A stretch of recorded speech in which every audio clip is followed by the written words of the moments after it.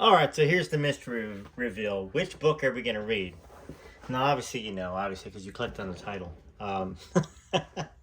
So far today, now this is probably going to be put out in the morning. It is evening when I'm recording this, but we read some Child Bride today.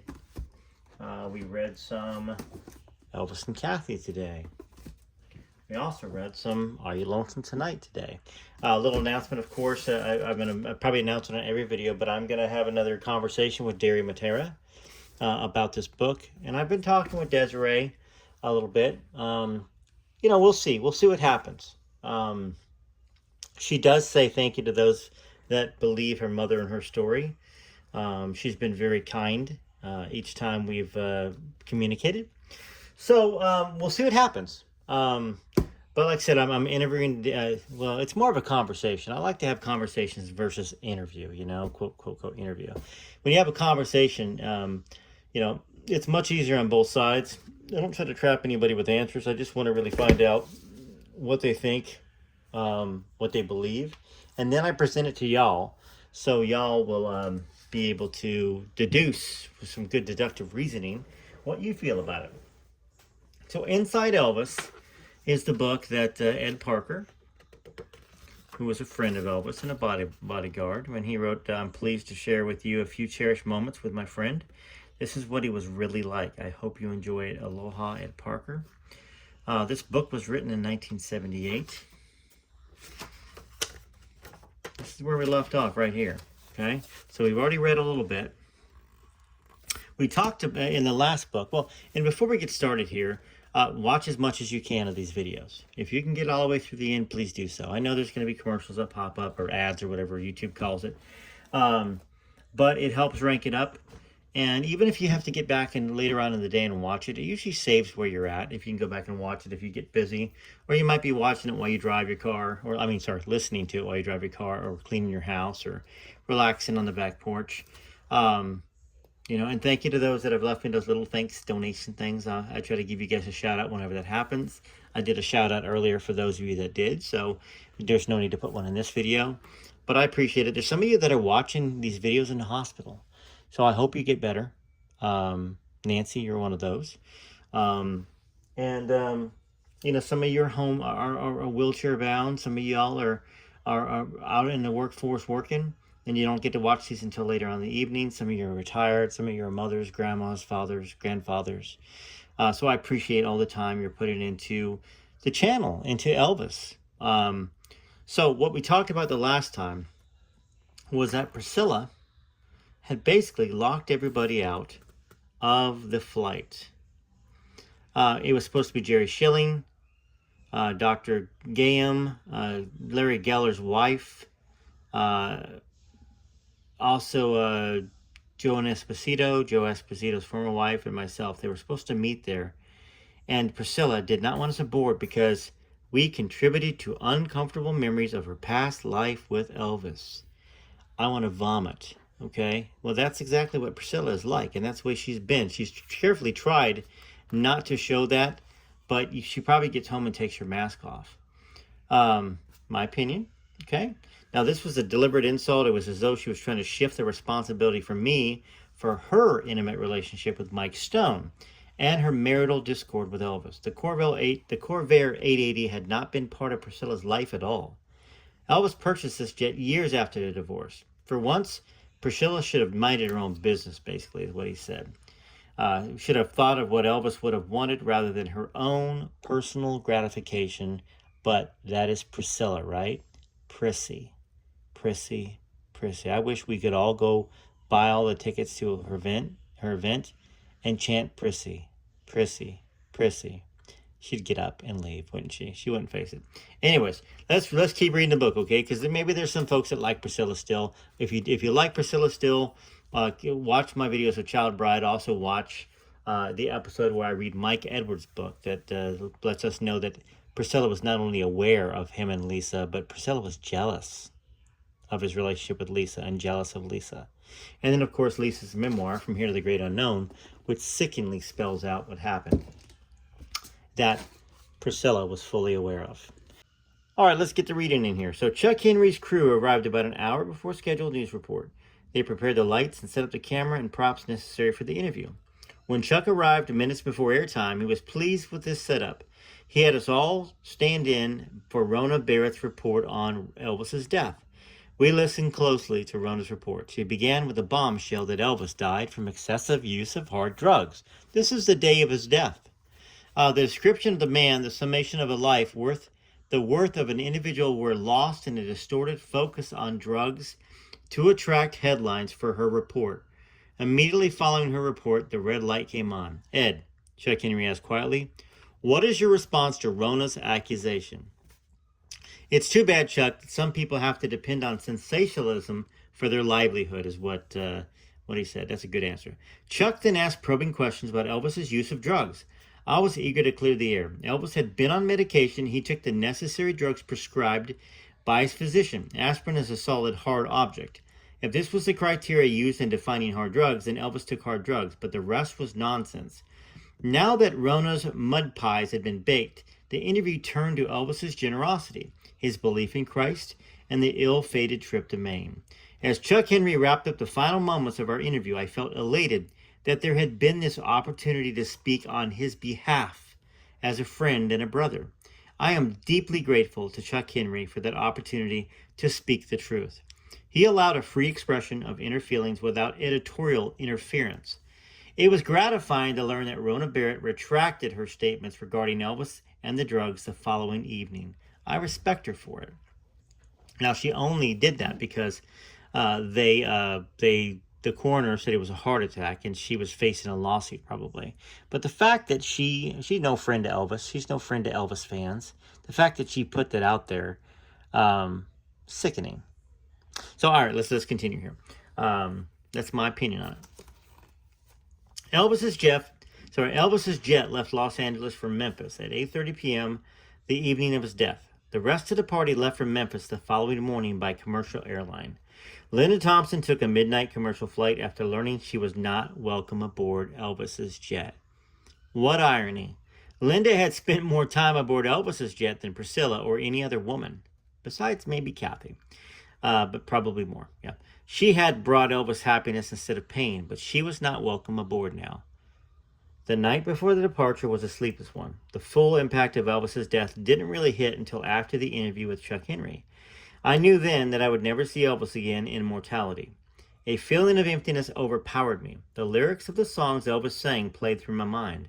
Contemplating those words now gave prophetic meaning. They seemed to chronicle Elvis's life. Listening to the lyrics of Hurt,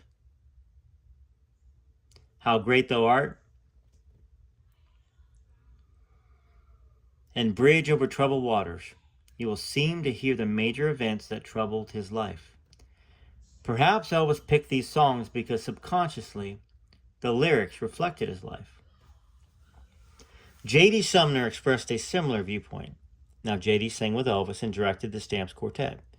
Memphis, on the afternoon of August 17th, 1977, had become a mecca for all of the Elvis faithful. On arrival, Captain Elwood David, the captain of Elvis's Corvette 880, and Carol Boutier, the stewardess, picked me up. We had logged many air miles together in Elvis's company and had developed a family bond. We all looked forward to being reunited at the start of each tour, but not on this solemn occasion. They told me that the fans by the thousands were pouring into Memphis. The mourners came by plane, rode buses, cars, or walked, and when they couldn't hitch a ride, that's what they did. As we left the Memphis airport, radio reports warned of the crowd conditions in front of Elvis's Graceland home. Traffic was jammed for miles. Thousands of mourners flocked to streets. Platoons of security police struggled to keep the crowds and traffic under control. It was rumored that the National Guard might be called in to assist. It was madness. How would we even get to Elvis's wake? Where would I sleep? The Shriners Convention was in town, and that added to the difficulty of obtaining accommodations. Every hotel and motel was booked. Jim Minnie, engineer on Elvis's jet, solved the problem by offering a spare room at his apartment complex. His kindness saved me the discomfort suffered by many fans who were forced to sleep out under the Memphis sky. Well, Captain David had a difficult time getting to the house. We poked our way through the traffic, stymied by the thousands of mourning pilgrims that milled about the streets. With perseverance, we made our way to the back gate of Elvis's home. The mass humanity packed along the streets presented an incredible sight. With police assistance, we inched towards the back entrance. All entrances were heavily guarded by security men. Beads of sweat stood out on their foreheads as they struggled with the crowd. They were outwardly calm, but there was an underlying nervousness, and with good reason. One unprofessional mistake could have transformed this tense and teeming pilgrimage into a raging mob. At the gate, our names were quickly transmitted by walkie-talkie for verification before we were allowed inside to enter. We were quickly and respectfully cleared into the estate. It's important to comment on the courteous professionalism displayed by the various branches of law enforcement that day. Never have so many been handled with as little incidents by so few. Elwood, Carol, and I entered the room where Elvis's body lay in state. We met many members of Elvis's family and staff on the way into the house. Hugs, kisses, tears, and condolences were exchanged before we got to Elvis's coffin. Tears rolled down my cheeks when I saw Elvis resting so peacefully in his coffin. His hair was neatly combed, his sideburns trimmed, his right hand folded over his left at the waist. He was dressed in a white suit, white tie, and light blue shirt. He came into this world an ordinary child and left it as an ordinary man, dressed in simple, unpretentious clothes. Before me was a man known worldwide by his first name. Only one other, greater than all of us, was instantly known by his first name only, which was our Savior, Jesus Christ. By no means am I trying to parallel their lives, for Elvis had very human flaws. Although Elvis was far from perfect, he had loved the Lord and had tried to follow him. Elvis was a missionary without realizing it. His gospel singing and generosity had planted the seeds of Christianity in the souls of thousands that heard him. He was also instrumental in cultivating those seeds in many souls. His efforts made it possible for preachers and pastors to reap the benefit of the harvest. The full extent of his influence for good throughout the world may never be fully realized, but his impact is immediately apparent in the entertainment world. Virtually all entertainers have fashioned their clothes and music after Elvis. His imitators are legion. The only really valuable item on his person in the coffin was the diamond-studded TCB ring on his right middle finger, taking care of business. That's what it symbolized. It was the motto that he lived by. It was consoling to see the symbol of his credo accompany him to his final resting place. Tears continued to stream down my face as Charlie Hodge, Elvis's lifelong friend and singing companion, placed his right arm around my waist and said, "Doesn't he look peaceful, Ed?" "Yes," I mumbled. He continued, "He's much better off where he is now, in the company of his mother and his twin brother Jesse." Emotion rendered me speechless. I could only affirm by nodding my head. Charlie remarked, "If it's any consolation to you, Ed, Elvis died without any pain. I was in the bathroom where he died. He was lying face down on the bathroom floor, clutching a book with both hands. There were no signs of any struggle. If there had been, he wouldn't have held on to the book like he did." That's a piece of information that I haven't heard before. Have you? Interesting. So, Charlie said that Elvis was holding onto the book. I mean, if he'd been crawling or any of that other stuff, the book wouldn't have been in his hand. Well, that... So just a simultaneous maybe passing away. So maybe that's a blessing that God bestowed on Elvis. I want to hear if you've and I apologize. My voice is a little tired. My throat's a little sore. Like I said, beside the reading that I do, I have a sales team that I talk to, and my family, of course, that I talk to. And sometimes I do a little singing during the day, not always. All right, so apologies for my reading. I'm struggling here. If there had been any struggle, he wouldn't have held on to the book like he did. I found out later from Ginger Alden that the book was one on psychic phenomenon. He would have released the book and held on to whatever part of his body the pain was coming from. I continued to nod my head as Charlie continued. "Doesn't his hair look nice?" I combed it, trimmed his sideburns, and shaved him like I always did on tour. Now, hold on a second. It's supposed to be Larry Geller that did his hair. Now, possibly Larry Geller dyed his hair, did his hair, and then Charlie, combed it and maybe did some more trimming. So we'll have to look into that. Just interesting, some differences in some of the stories here. We're all going to miss him, and I just want you to know, Ed, since you loved him and he loved you, that he did not go painfully. Charlie's words of comfort meant a great deal. We had been one big, close-knit family whenever we were together. Now, with Elvis's death, the family he had created would break apart. We would now go our separate ways, meeting occasionally by choice or by chance. No longer would I see those devoted fans who had become good friends. No more could we look forward to scheduled tours, socializing with Joe Esposito, Felton Jarvis, Elvis's sound engineer, Joe Gershio, Elvis's band leader, J.D. Sumner and the Stamps Quartet, Elvis's backup singers, Kathy Westmoreland, and Charlie Hodge. No more rough and tumble with Dick Grobb and Sam Thompson, Elvis's permanent bodyguards. Gone was the friendly association with Charlie Stone, responsible for ticket sales, Tom Hewlett, president of Concerts West, who booked the arenas in which Elvis performed, and so many others that comprised of Elvis's staff. I hugged Charlie Hodge and thanked him for being a friend and for the words of comfort. I regained my composure and headed out the door to assist in controlling the fans who had now been allowed to view Elvis's body. This was Vernon Presley's wish. It was a thoughtful gesture that was greatly appreciated by all. Outside of the house, the sight was unbelievable. There were thousands lined up to see him, and countless thousands more lined up outside the gate to Elvis's estate, each one hoping to get in. On Elvis's front lawn were 100 or more people strewn about on their backs, receiving first aid treatment from 30 qualified first aid attendants. So when you walk into Graceland, when you're sitting there on the sidewalk waiting or standing on a sidewalk looking at the front doors, turn around next time you're there and picture hundreds of people passed out, receiving first aid, and literally the whole area and the streets full of people. That's what it was like. So, the lawn looked like a battlefield littered with wounded soldiers. Many had fainted from heat, lack of sleep, or sheer exhaustion. 200 law enforcement officers were on duty controlling the crowd. Flowers were being brought in by a truckload and placed all over the north side of the driveway. 100 newsmen from all over the world waited impatiently at the northwest corner of the gates for scraps of news from within the house. What head of state had ever commanded such an outpouring of unfeigned devotion? What movie script could contain such a scene and still maintain credibility? I am totally convinced that this was a sight that Elvis himself would have been stunned to see. And he did see it.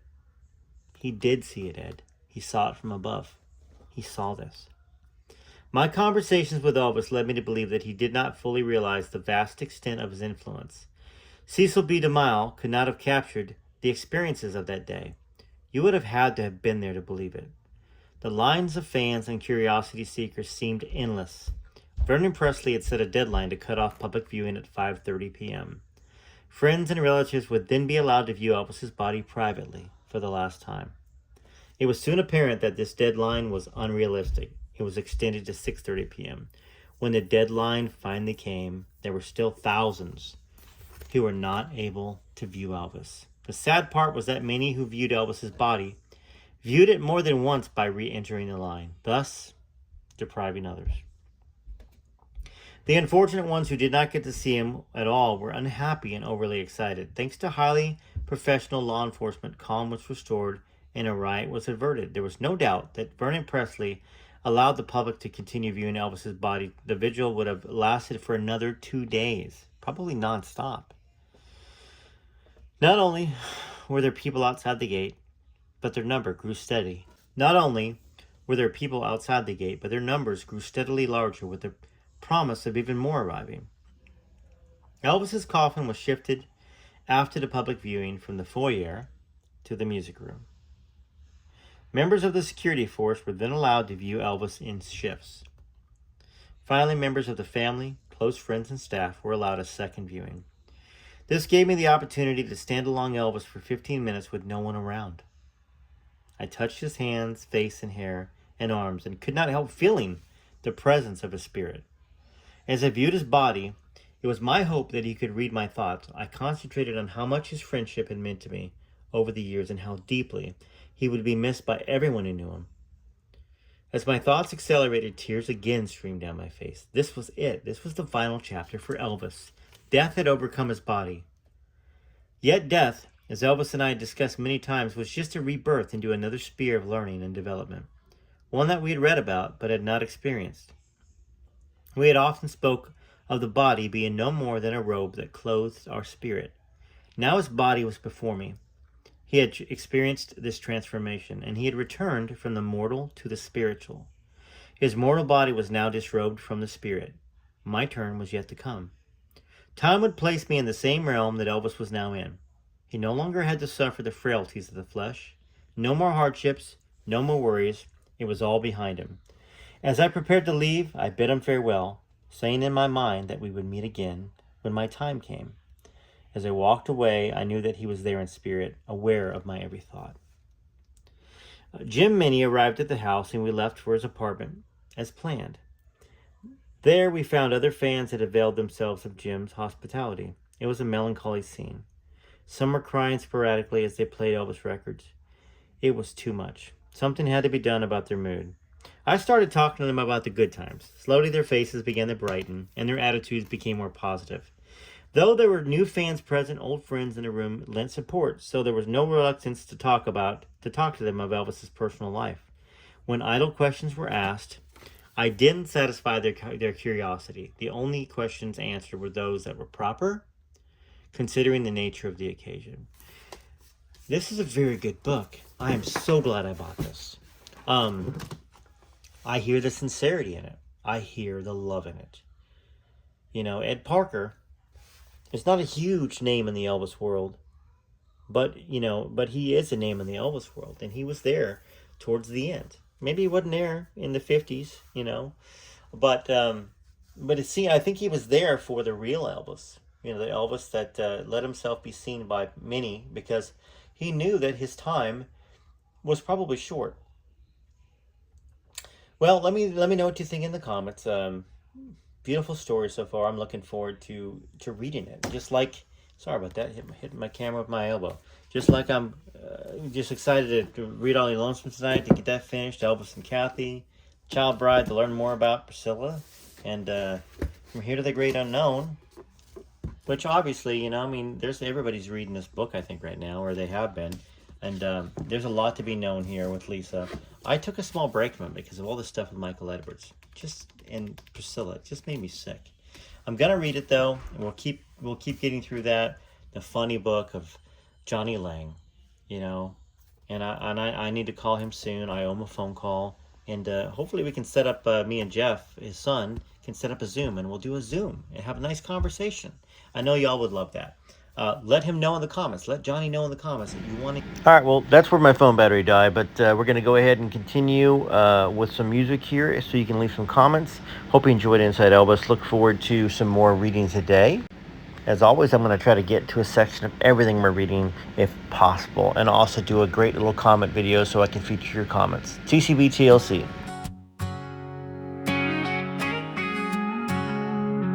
He walked on stage with a smile, made our dreams come true for a while. Guitar in hand, moving wild, every scream made him feel alive. Shook his hips, people would sigh. If I can dream, he touched the sky. Jailhouse rocking all night long, to the rhythm of a rock and roll song. Elvis gave his life for his fans, sang his heart out right till the end. Every note he gave a piece of his soul, because rock and roll made him whole. He is where music ended and began. Elvis gave his life for his fans.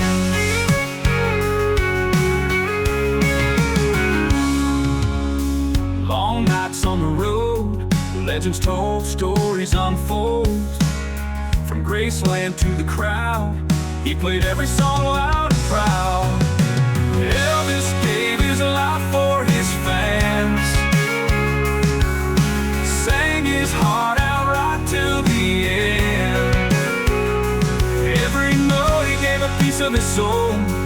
because rock and roll made him whole. Here's where music ended and began. Elvis gave his life for his fans.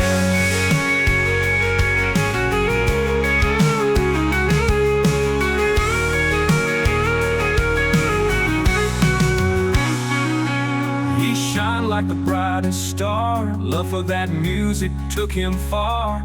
Echoes of his voice still live on in every one of his songs. Elvis gave his life for his fans, sang his heart out right till the end. Every note he gave a piece of his soul, because rock and roll made him whole. Here's where music ended and began. Elvis gave his life for his fans. Here's where all music ended and began. Elvis gave his life for his fans.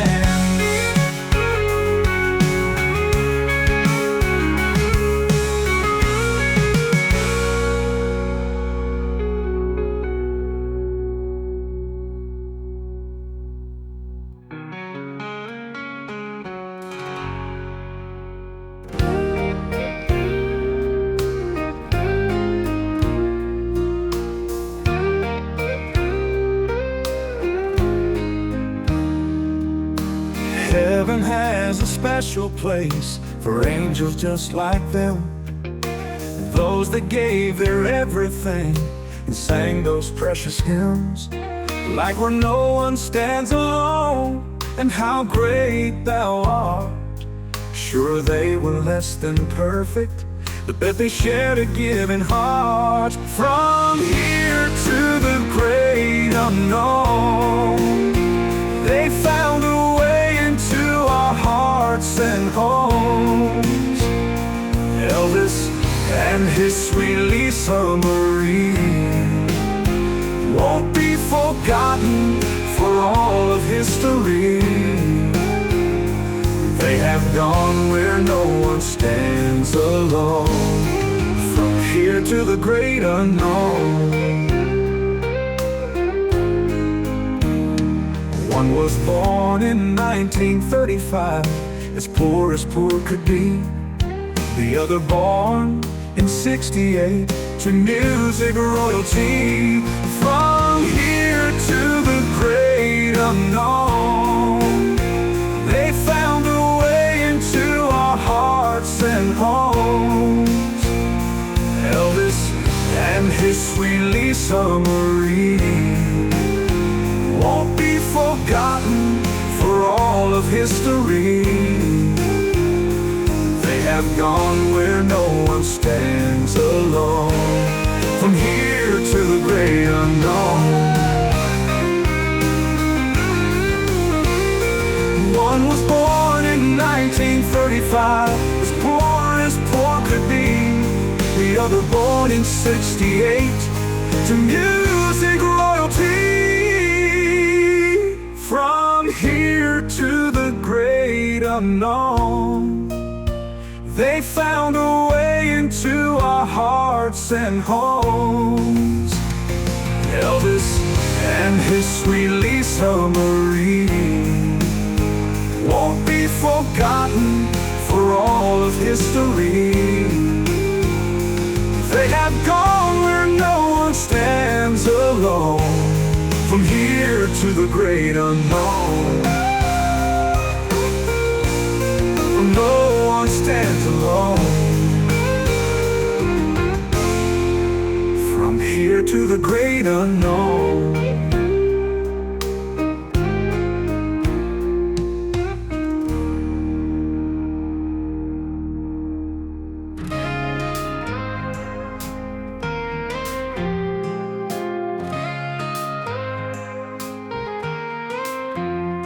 There's one king above all, a light that never fades, a name that we call in every prayer we say.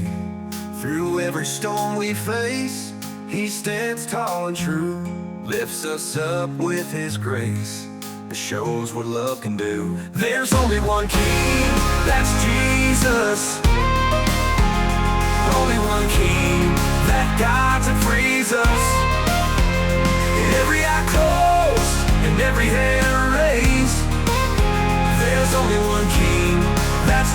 Jesus set Elvis up on stage.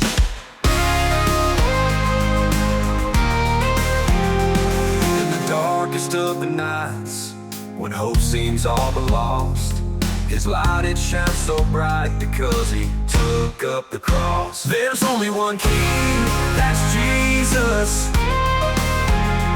Only one King that guides and frees us. Every head bowed and every hand raised. There's only one King, that's Jesus set Elvis up on stage.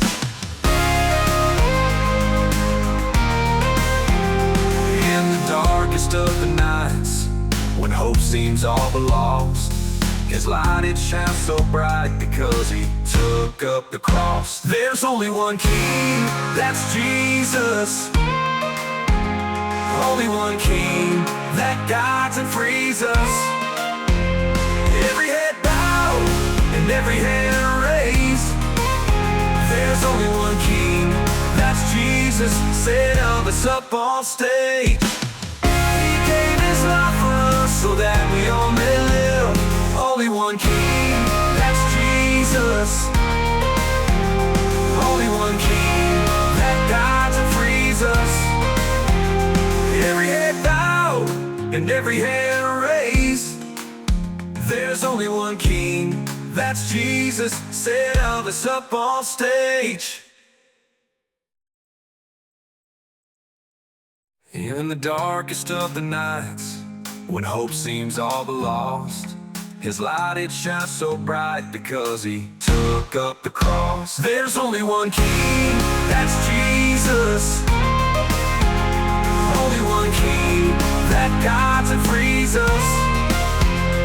Every head bowed and every hand raised.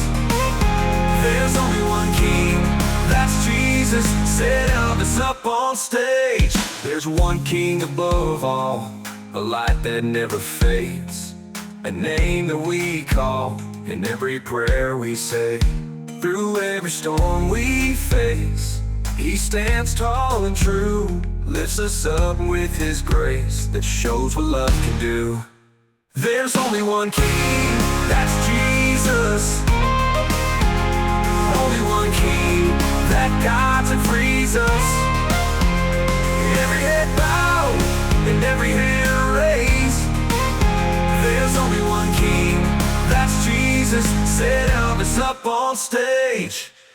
Looking forward to seeing what you wrote in the comments. If you made it this far, as usual, leave me a comment. TCBTLC, this is Rarest Photos. Hope you enjoy your day, morning, or evening, depending on when you're watching this.